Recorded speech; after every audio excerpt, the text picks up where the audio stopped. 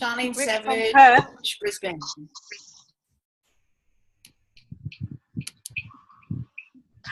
Hi, Charlene. Come on, guys. You have to speak when you get to Maggie Skill, Northern New South Wales, West. Australia.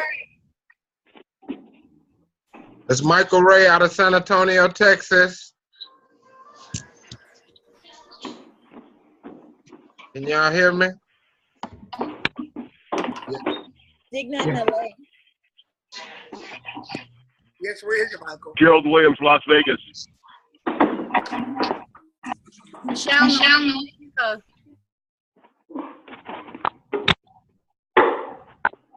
Hi, it's Nelsie from Ormond Beach, Florida. Hello, I'm doing Eric McMurrain, Oklahoma City, Oklahoma. Okay.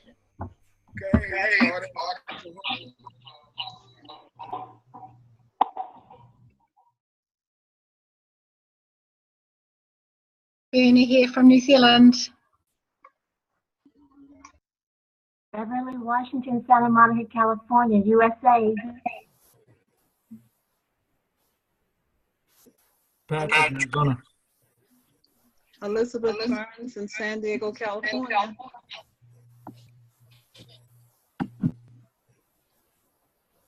Nelsie, haven't seen Nelsie in a while.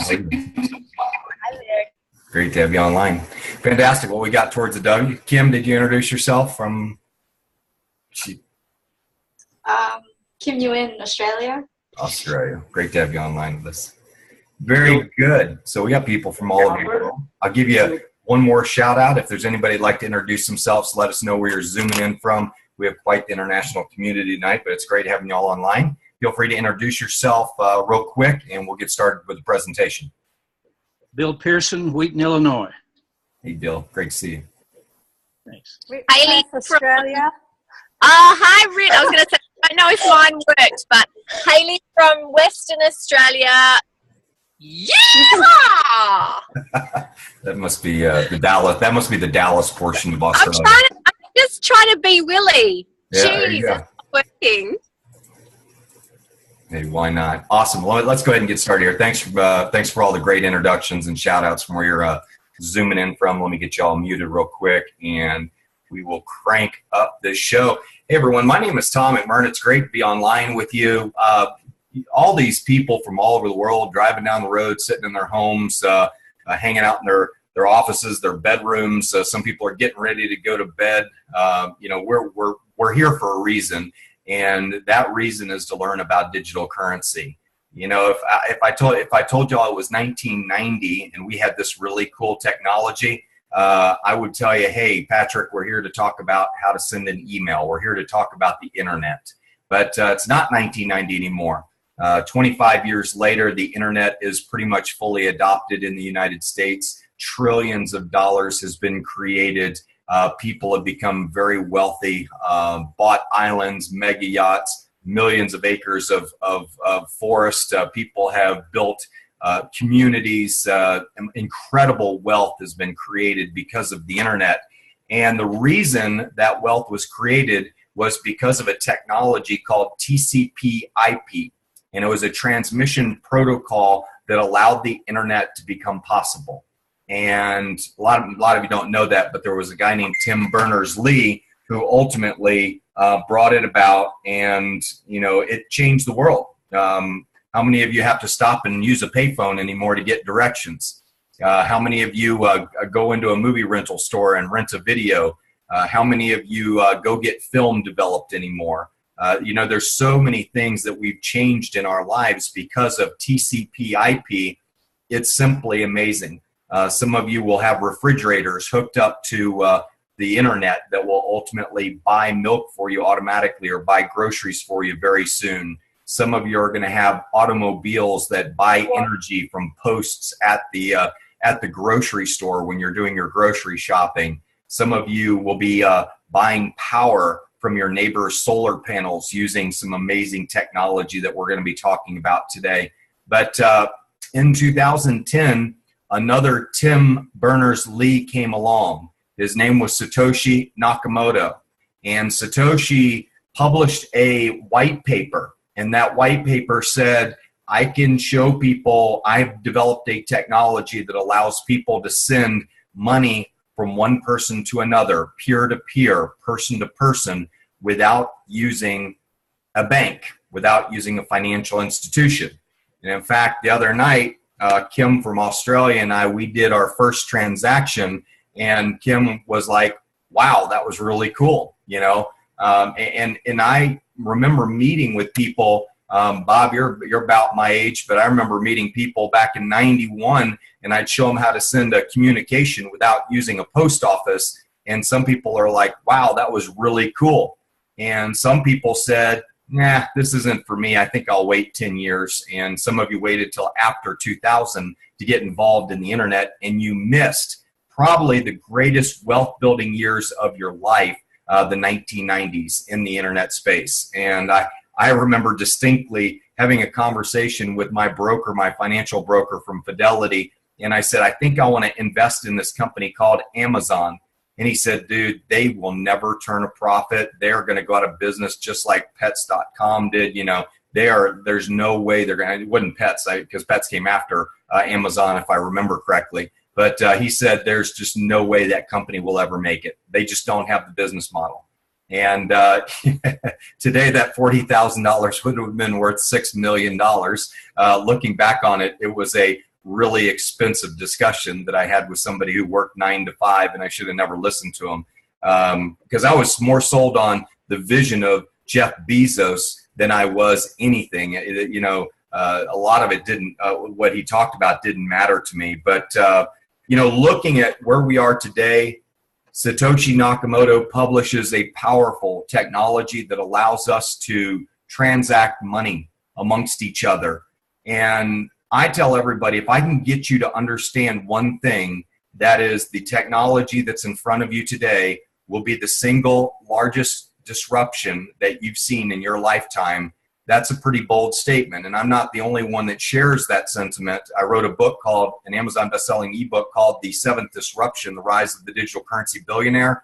And it's because disruptions are very unique. Disruptions cut the value chain that is vital to the existence of an industry, of a company, or a country. And we'll talk about some examples of companies that got disrupted. One, Blockbuster, which everybody is familiar with. Every single one of you know why Blockbuster went out of business. You don't have to be a business guru to understand why Blockbuster got shut down. They did not change with the times, and a technology called TCP/IP put Blockbuster out of business in no time flat. And it was a company called Netflix. And many of y'all remember the idea of going into a video store and with your kids and hoping you would get that bestseller movie, only to go there and find out it was sold out. And then Netflix came along and guaranteed that they would never be sold out of any best-selling movie. And many of you tried their service, and it was very, very successful. And then, of course, a company called Redbox came along, like a kiosk that you could walk up to. And Blockbuster, very frankly, their value chain was cut. They were out of business, and a multi-trillion-dollar market evolved in the video rental and music download business. Many of you all remember Napster, which was an illegal music sharing download site. Even though the business model was illegal, they still rocked the music industry. The music industry, the face of the music industry, changed forever because of TCP/IP, a technology that allowed computers to interconnect.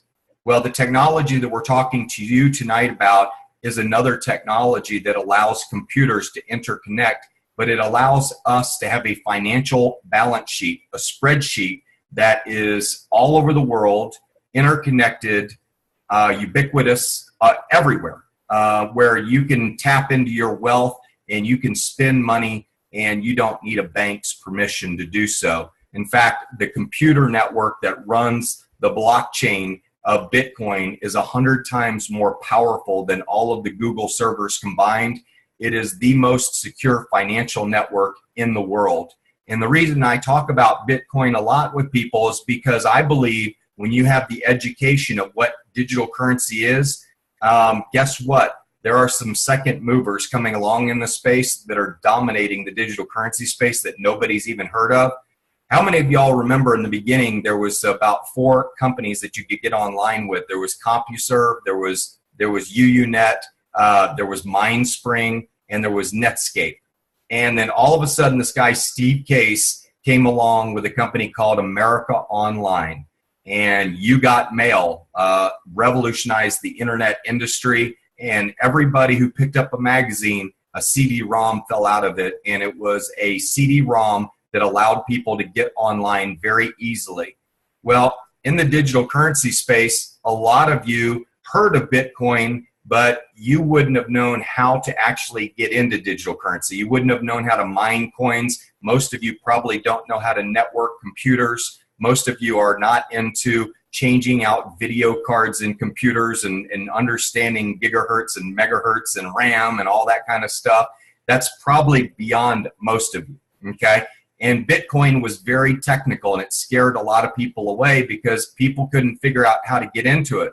Well, along comes a company called OneCoin, and the AOL of the digital currency industry, and all of a sudden 2.7 million people join OneCoin, and it becomes the largest cryptocurrency in the world in 24 months, beating out Bitcoin by a long shot. Over 150,000 people a month are joining this company.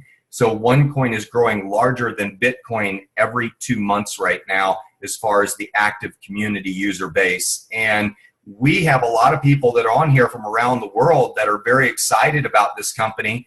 And frankly, I'm excited about the industry because I'm building a portfolio of digital currency companies just like I did in the internet.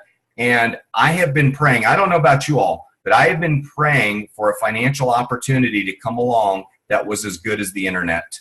I mean, in the internet in the 90s, you could throw $10,000 at some companies and it would turn into $100,000. I mean, in a year. It was amazing. Sometimes in 90 days, if you hit the right company. It was just the hyper growth, the excitement, the technology that made it possible is what made it work. And that's one thing I want you to walk away with tonight is there's a technology that makes something possible that is going to disrupt the banking industry, much like TCP/IP disrupted the U.S. Post Office. The U.S. Post Office in 1990, a very profitable division of the United States government. Today, the U.S. Post Office is losing $90 billion a year. And frankly, if it was a private organization, it would have been shut down a long time ago. And so we have a technology that is that profound. And there's a guy named Don Tapscott who wrote the very first selling ebook on the internet, or the first selling best-selling book on the internet called the Digital Economy. And Don Tapscott is known as probably one of the 4th most intelligent people in innovation, in technology in the world, very well respected. And recently he's written a book on the technology that we're talking to you about tonight. He says it will be the single largest technological disruption that you've seen in your lifetime.